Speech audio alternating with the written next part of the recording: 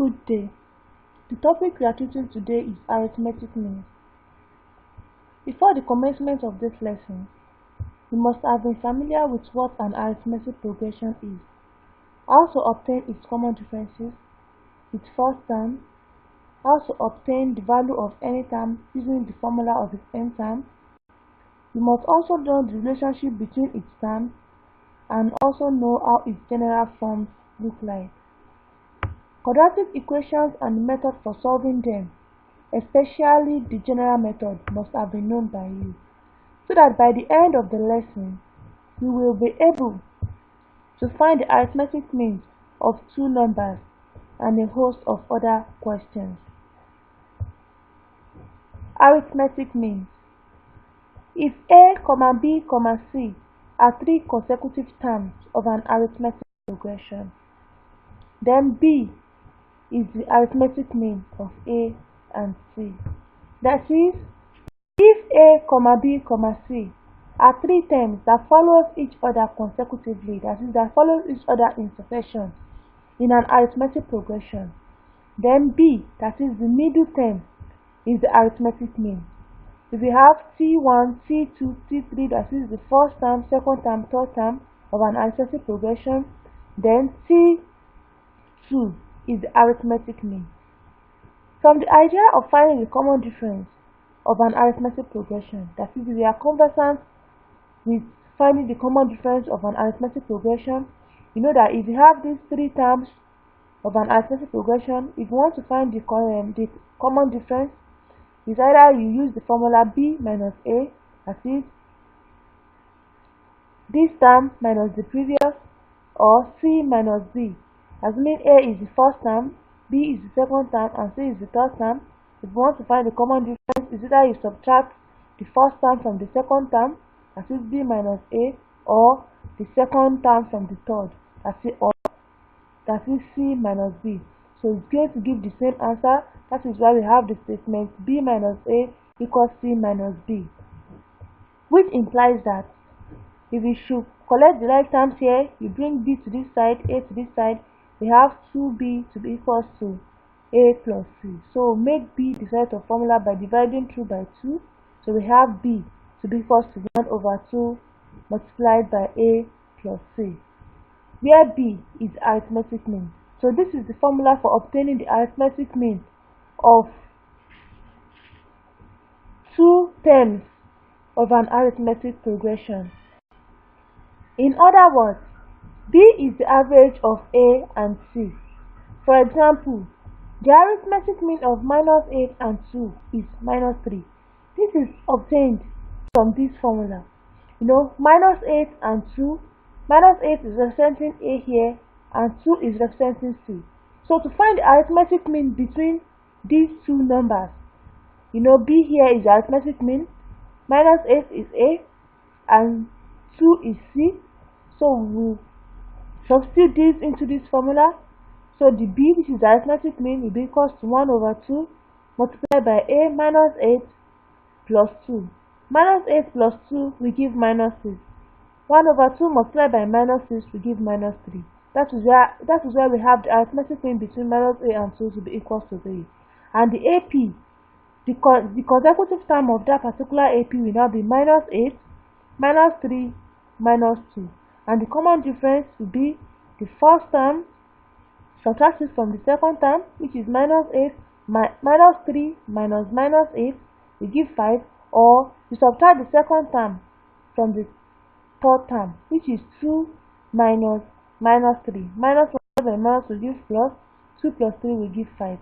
So the arithmetic mean of minus 8 and 2 is minus 3, and it's going to give the arithmetic progression minus 8, minus 3, 2, with 5 as the common difference.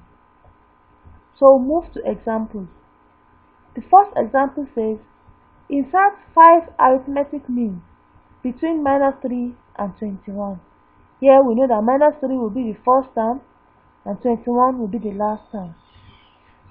Find the arithmetic mean of two numbers. The first number, minus 10 and minus 5, and the second number, minus 2 and a half and 5 and a half. The third question, if p plus 1, 2p minus 10, 1 minus 4p squared are the consecutive terms of an arithmetic progression, find the possible values of p. This is a past UTME question, UTME 1998, question 19. So now we'll move to the solution of these questions. The first example, we are asked to insert 5 arithmetic means between -3 and 21. So after we have inserted the 5 arithmetic means, we are going to have the AP of the form -3. So P will represent the first arithmetic mean, Q will represent the second arithmetic mean, R will represent the third arithmetic mean, S will represent the fourth arithmetic mean, C will represent the fifth arithmetic mean. So it's going to give an AP -3, P, Q, R, S, T, 21, where -3 is the first term and 21 is the last term or the seventh term, because here we have 1, 2, 3, 4, 5, 6, 7, 7 terms, and 21 is the value for the seventh term. Here, the first term, say A is -3. If you are very conversant with an arithmetic progression, you know that we usually represent the first term C1 as A and the common difference as Z. Here, the seventh term, that is the value for the seventh term, is 21. That is C7 when n is 7 is 21. So from the knowledge of nth term of an AP, that is Tn, T subscript n equals to A plus n minus 1 into D. So T7, that is when n is equal to 7, we have T7 to be equal to A plus 7 minus 1 multiplied by D. That is why we have T7 to be equal to A plus 6D. I will know the value for T7 and the value for A. So we have to obtain the value for the common difference, so that we will use the value for the first term and the common difference to obtain the value of the arithmetic means. So T7 is 21 equals to value for A -3 plus 6D. So we'll collect the like terms. -3 will come to this side and it will change to +3. 21 plus 3 will give 24 equals 6D. So we divide through by 6 to have D to be equal to 4. So our common difference here is 4. Now, since in the general form of an AP, the second term is usually written as A plus D. That is the first term plus the common difference, and it is denoted by P here. The third term is usually written as A plus 2D. That is the first term plus 2 multiplied by the common difference, which is Q. The first term, A plus 3D, which is represented as R here, the third arithmetic mean. The fifth term, A plus 4D, which is represented as S here, that is the fourth arithmetic mean. And T6, which is A plus 5D, is T.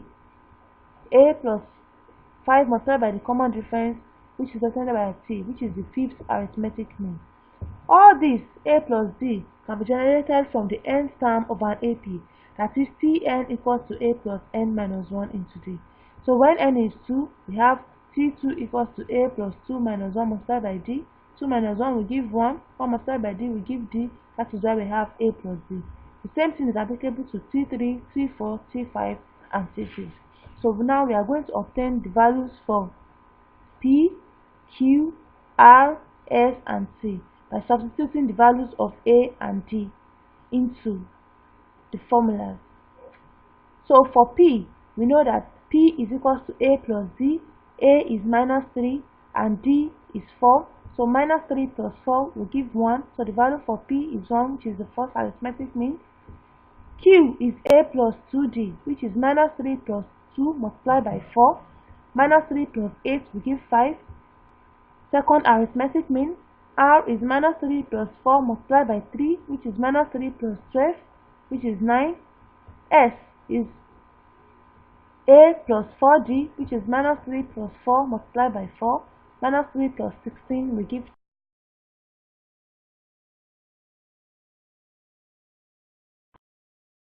which is -3 plus 5 multiplied by 4. -3 plus 20 will give 17.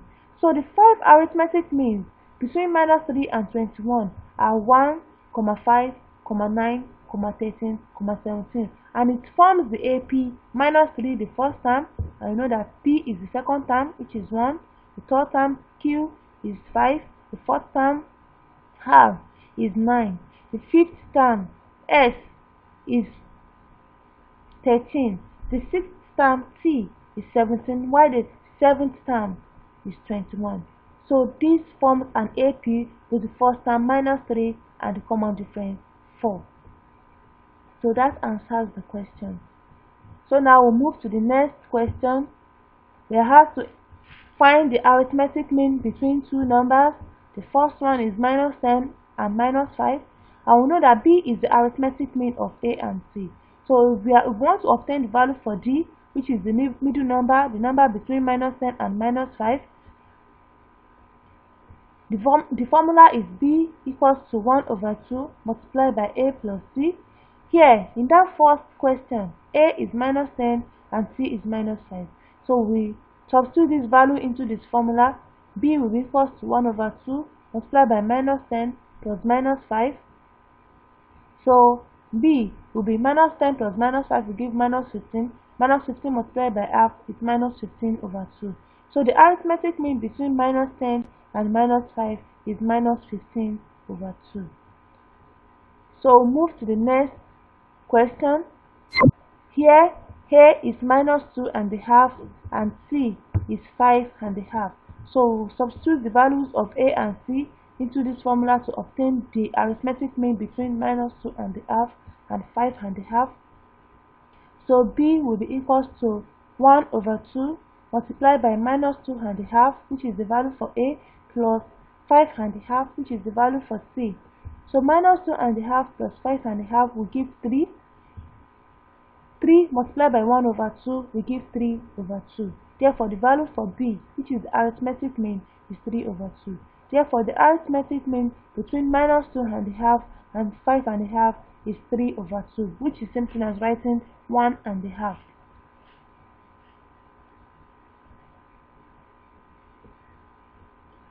So now we move to the third question.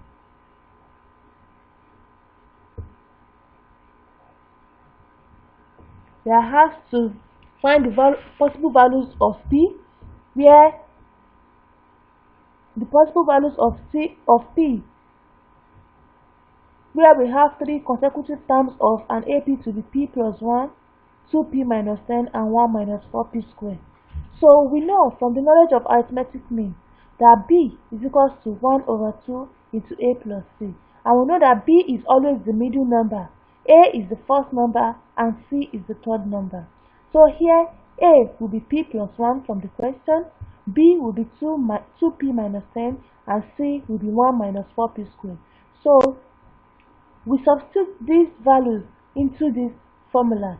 That is, this implies that B, which is 2P minus 10, will be equals to 1 over 2 multiplied by A, P plus 10 plus 1 minus 4P squared. So we'll multiply through by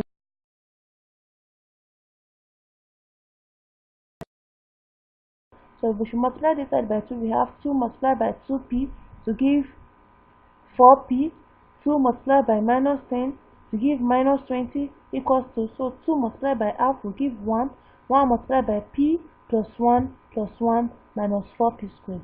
So P, 1 plus 1 will give 2 minus 4P squared. That is why we have 4P minus 20 equals to P plus 4P squared. So we transfer all the values on the right hand side to the left. So we have 4P minus 20.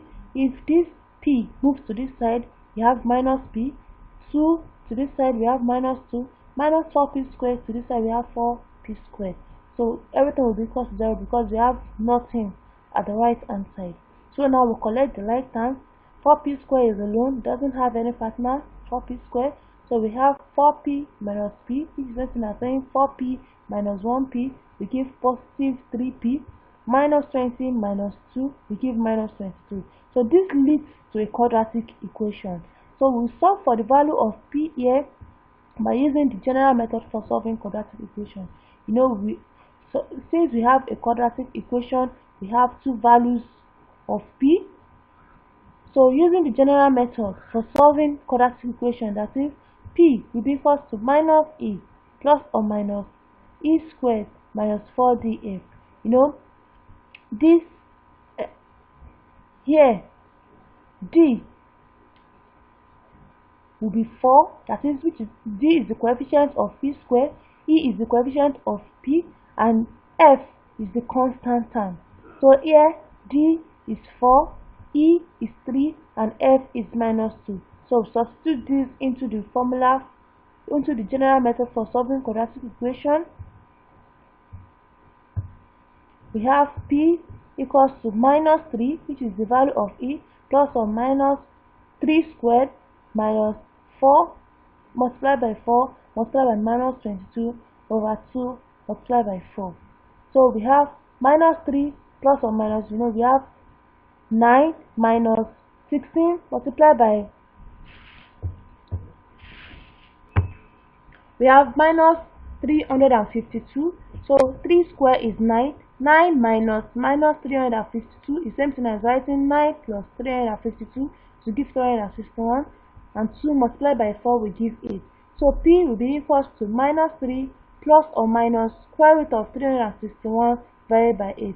And square root of 361 is 19. That's why we have minus 3 plus or minus 19 over 8. So now we separate. It's either we have P to be minus 3 plus 19 over 8, or P will be equals to minus 3 minus 19 over 8.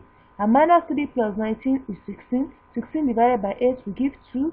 Or minus 3 minus 19, which is minus 22, divided by 8 will give minus 22 over 8. So we divide, we change it to its simplest form. We divide 2 by 2.